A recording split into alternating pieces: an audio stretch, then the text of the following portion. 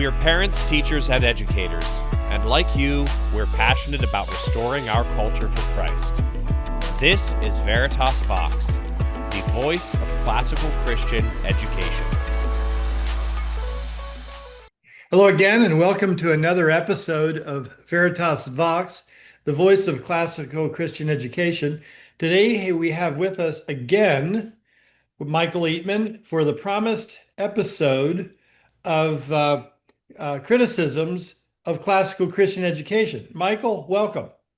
Thank you. Good to be back. Yeah, Michael and I, as you know, Michael, and I'll say this to the audience, we looked over the list of things that we wanted to address, and there are so many criticisms. I'm saying that a little tongue in cheek, but there were 6 criticisms that we thought would be good to address. And so rather than just 2 episodes in this series, we're going to do 3, this being the second of the 3. The first one is already out there available where our podcast is found.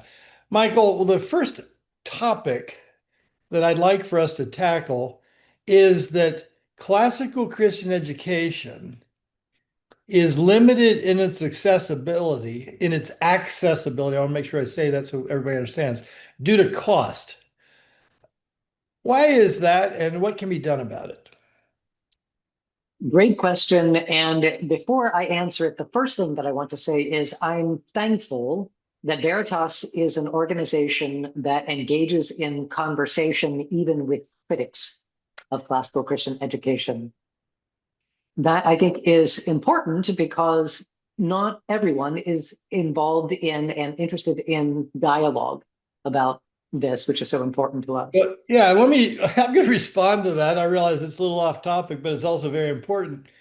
If we're not willing to engage with critics or with things that might try to push us off balance, then we kind of defy the very nature of what we're trying to promote, don't we?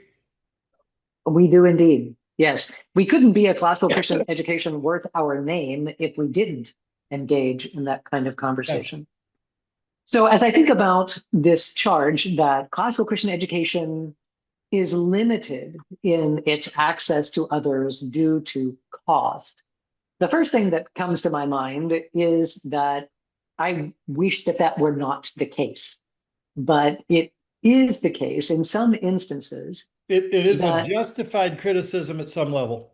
At some level, it is a justified criticism because, as you know, across the fruited plain, husbands and wives, families are contributing via their tax dollars to school systems that, in many instances, they don't support at all, either by sending their children or even support it ideologically or morally. And so they choose to educate at home. But even if they choose to educate at home, they are then tasked with paying above and beyond what they are already paying to a system that they are not using. So it's certainly the case that for anyone who wants to pursue an option that is not the option of the local public or government school, then he or she is going to be paying costs above that. And it's also the case that these costs are going to be more challenging for some families than they are for others. And that's simply a reality of our socioeconomic differences in this country.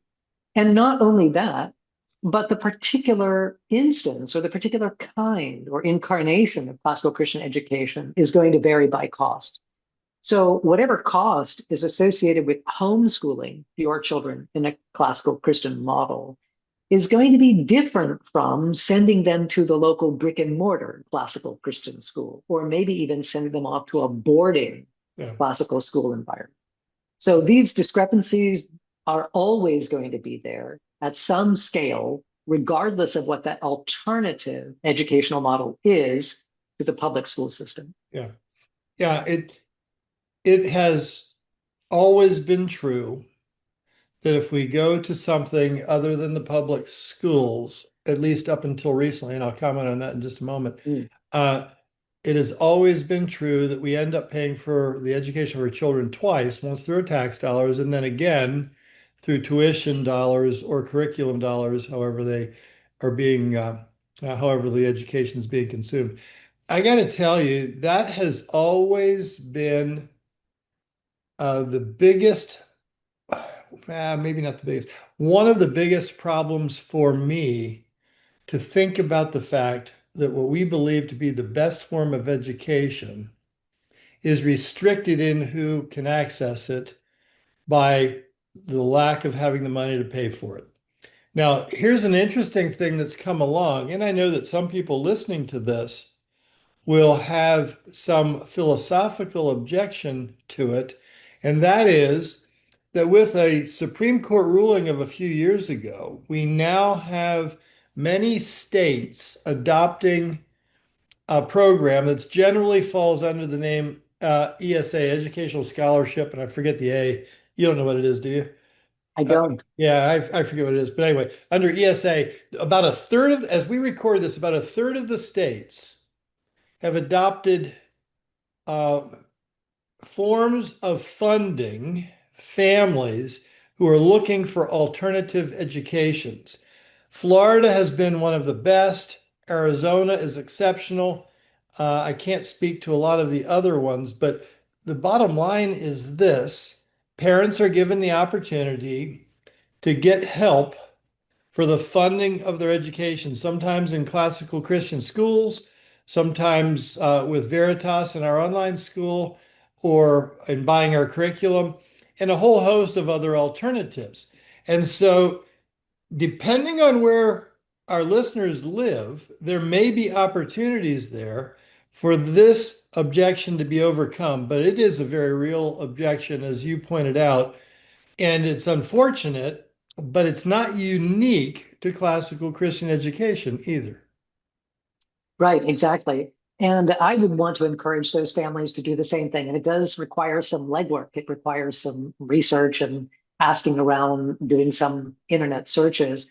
But even beyond that, I would say for those families who say, oh, there's a brick and mortar school down the street from me, classical Christian, but we can't afford it. It's not the only option for Right. classical Christian education, as Veritas knows, because we are, of course, providing text materials, resources, and online education to families that are at home and choose to educate from within their homes. And the difference in the economic commitment in these two incarnations is significant. So I think it's also important for people to know that classical Christian education is not monolithic in its delivery. Yeah. And I'm going to do a little bit of promotion of what we do here for just a moment.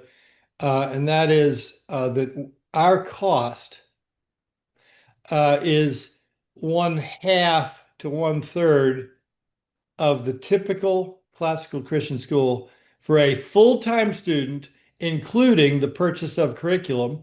And one of the differences, even with that price point difference, one of the differences also is that the family that has a student participate gets to keep the curriculum. And you don't get that in any other competitive environments like we described. Yeah, Right. it is. It's a real problem. It appears that it's being addressed in one way. There are also a number of scholarship organizations that have popped up and other things like that. At Veritas, we have been fortunate to have people give on the basis of financial need. And so we have Mm. uh, some form of assistance, but unfortunately, there is so much demand for it compared to the supply that it's not a large percentage of what somebody might need to be a full-time student. Right. And I don't know if you're prepared to move on to our next criticism, but before we go, one of the things that I would also say is not only that every family everywhere to some extent needs to engage with this difficulty of providing for their children's education above and beyond what they're already paying for the public schools. So that applies to everyone everywhere. But I would say more fundamental than that, though, is this question that we as parents, and I myself have 4 children, although my youngest is 24, so it was some time ago that they were in grade school. But every set of parents everywhere asks the question, what are the highest priorities Yeah. in my life? What are the highest priorities with my children?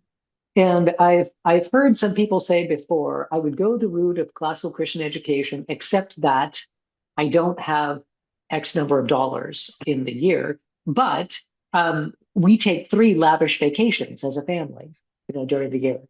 And I'd say I want you to say that last line like 3 times slowly, and then let's circle back to the question about whether maybe you'd be able to invest some of that into your children's future. Yeah. That I think the bumper sticker I used to see years ago said education isn't expensive, it pays. Right, right, Uh, exactly. we have 3 topics to cover. Let's move on to the second one. Limited accessibility due to racial bias. This gets a little bit complicated, but it's a very important one to address.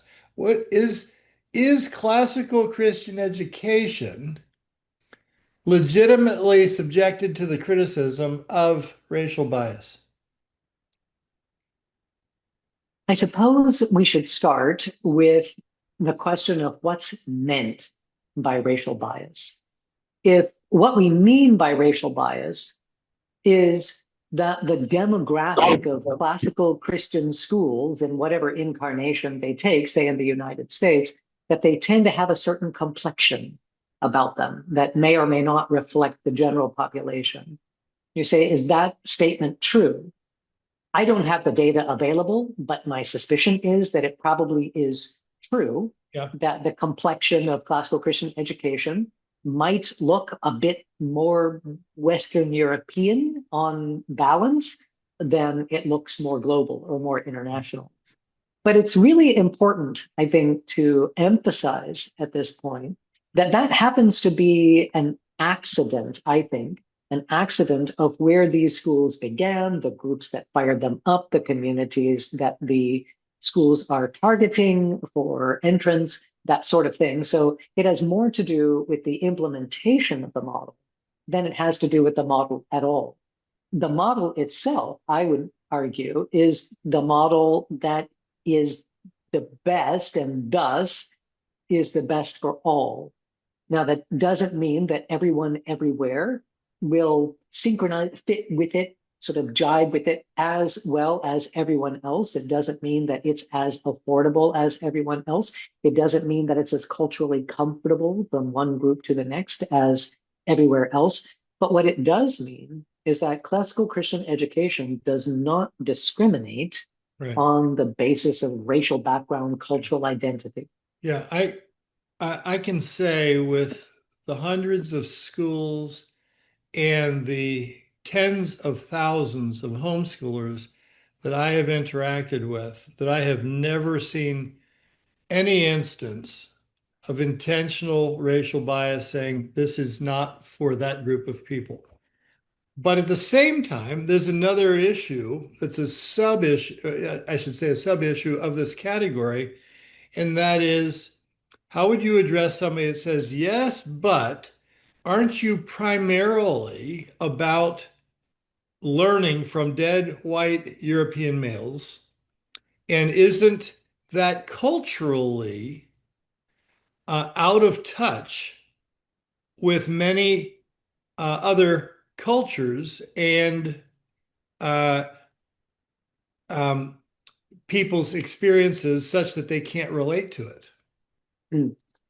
So that's a great question. And I think we'll dive even more deeply into it in episode 3, if I Yeah, remember we will. I correctly. know that. But I think to touch on it at least briefly now, it's to say, yes, in the United States, classical Christian educational expressions tend toward a building upon the foundation of Western civilization, upon the confluence of the Greco-Roman world and Christian faith and practice that flowed into it. That's certainly true. And for anyone who comes from a culture, a civilization, a background, a part of the world that is distinctly outside of those streams, it could feel quite foreign in much the same way if I were to step into a traditional Chinese school or a traditional sub-Saharan African school or a traditional South American school in some places. I might feel distinctly out of place. But I think the next question is, does that mean that there's therefore no growth potential for the student who wants to step into that stream? And the answer is no. I would say it's a great stream. The water is warm. Come on in. It's a great place to learn not only about Western civilization and the great ideas and ideals that it has articulated, but also about Christian faith and practice as they have manifested, Absolutely. especially in the West for the last 2,000 years. Yeah. Mhm. You worked in a prior work engagement with an African-based collection of classical Christian schools that was, if it wasn't entirely, it was overwhelmingly, substantially native African students who would have been subject to this discussion. They were not limited, but it was an initiative by somebody who was very intentional and it was ministry driven. But as it relates to this conversation about accessibility, what would you say to the Americans listening that you learned from that experience that might be helpful in saying this is not a legitimate criticism? Right. Thank you for bringing that up. So, in a past chapter, I did work with the Rafiki Foundation, which, if any of your listeners are familiar with it, has work in 10 sub-Saharan Africa. Parenthetically, some of them, when this episode releases, may actually be on a mission trip to them.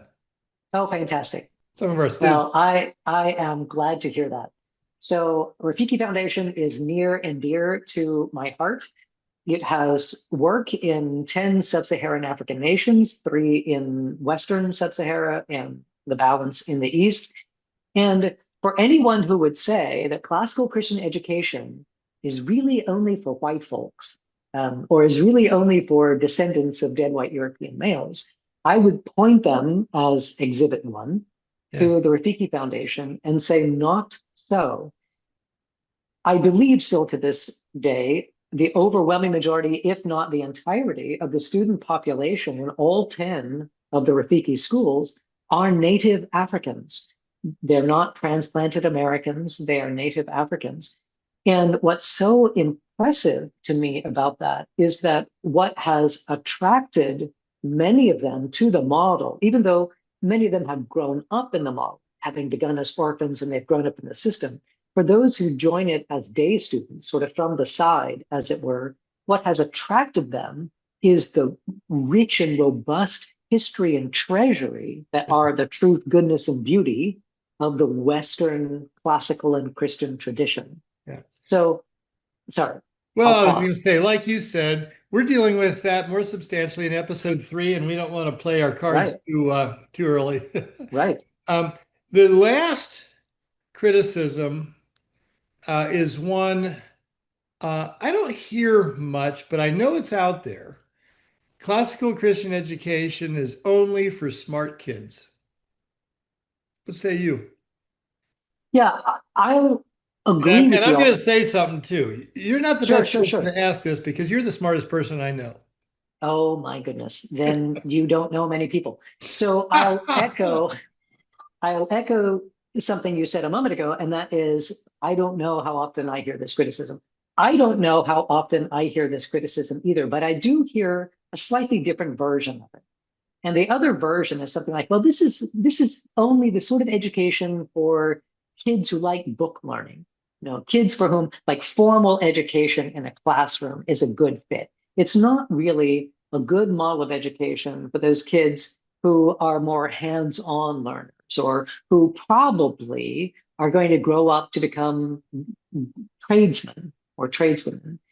And my answer to that is no, that is not true. And it's not true for this reason. We have a vast array of aptitude and achievement represented in the classical Christian tradition. So there are students who sit in our classrooms who could be bona fide geniuses, who have extraordinarily high IQs. There are some, many, I'm sure, who sit in our classrooms, virtual or brick and mortar, who, on the other hand, have rather average or perhaps even below average aptitude and or achievement. And what I would say is that is not fundamentally different from any other educational model anywhere, i.e., you're going to see that disparity within any given academic setting. I think many a family will even say, goodness, I don't even need to look for a school. That happens in my own family. My own kids are that way. Yeah. And I would say to that, if someone says, yes, but isn't it the case that maybe those kids who are more academically inclined or have more cognitive aptitude might be able to go farther or faster than the other kids in their class in a classical Christian school? Well, the simple answer to that question is yes. And I say this really as an underscoring of reality. For the listeners, the watchers who don't know me, I am 5'2". Now, put me in a classroom setting, I'm good to go. Put me on a basketball court. And yeah, your laugh tells viewers everything they need to know. So yes, it's the case that some can go higher, farther, faster if they have the kind of predisposition or the gifts and abilities that some others don't. That's true. But it's also true that everyone, regardless of their ability, regardless of their aptitude, regardless of their achievement, I believe will benefit from sitting in those classrooms, from engaging in those conversations, from taking a deep dive into the great conversation that's shaping this model. Yeah. I mean, it really is the case that classical Christian education is a flood, is a tidewater that raises all ships, not just the big ones. Yeah. Let's make this eminently practical. Why should a student of below average intellect be concerned to go to a classical school in order to learn Latin, logic, rhetoric, read the great books, and basically be part of this educational model, this tradition that isn't going to help him, according to the critic? I'm not saying I believe that. In his chosen career that might be more vocational. He might be a trim carpenter. He might be an electrician. He might be he might go to work at Walmart and maybe aspire to being a manager of a department or a store. To what benefit is all of that classical stuff to a person who's not going to be a professor or a doctor or a lawyer or a financier? That is a great question. And two answers come to mind. One of them is this, that classical Christian education is about more than what the model can do for us.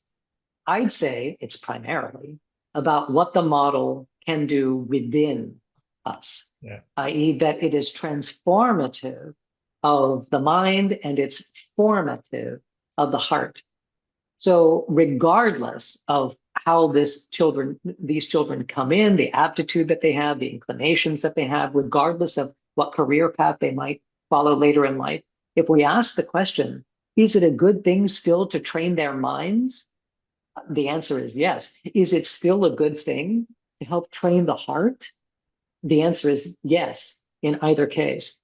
So classical Christian education, I'd say at heart, is what I believe to be the best way both to train the mind and to train the heart. And everyone benefits from that. But then there's a second argument, and this may be counterintuitive.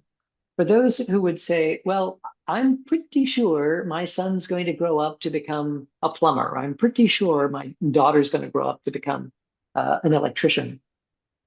Fine. Now I would say, by the way, you must have really powerful sort of prophesying powers. Yeah, exactly. If you know that when the kid's in third grade. But what I would say is this. Interestingly enough, the argument for classical Christian education may be even greater for that kid. And for the following reason, when that child makes it through a classical Christian education, let's say graduates from Veritas or some other classical Christian institution and heads off into the world, having had a classical Christian education will markedly differentiate that student from other students of like aptitude and or like career trajectory. Yeah. So I think it says to a potential employer, to a potential career path, someone who's responsible for slotting this person into good steps, to say, wow, not only can you pick up the skills of the trade really, really quickly, but your ability to analyze and problem solve and synthesize different ways of doing It's everything unbelievable. and communicating, right? Yeah.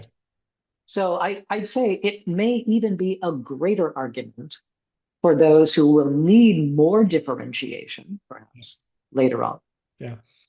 There's a pastor, a former pastor of mine, that was very involved in the Geneva School. Mm. And I remember him saying that a classically educated student, or parishioner, I should say, member of the church, is easier to preach to. And what I understood that to mean when he said it, and it was substantial and it stuck with me for, goodness, 30 some years, is that he is primed to understand, primed to hear in the fullest of the sense, and primed to be moved more easily and more significantly than somebody who doesn't have that same experience, educational experience. And I think that's quite 100%. telling. Yeah, did you Mm-hmm. say something on that? Yeah, no, I agree completely. And again, it may be the case that if someone is sitting in the congregation listening to the pastor and the pastor is really connecting with that young man or that young woman who again may not have quite the aptitude as some others do, still what classical Christian education does is awaken young hearts and minds to pursue the fullness of potential. And that I think is so important. So we're not asking each student to be like the student sitting next to him or her. What we're doing is saying, what we want you to aim for is the high calling in Christ Jesus for which you have been created. So what we're looking for is the fullness of your human potential. Yeah. Thank you, folks, and thank you for joining us on this episode of Veritas Vox, the voice of classical Christian education. We hope to see you next time.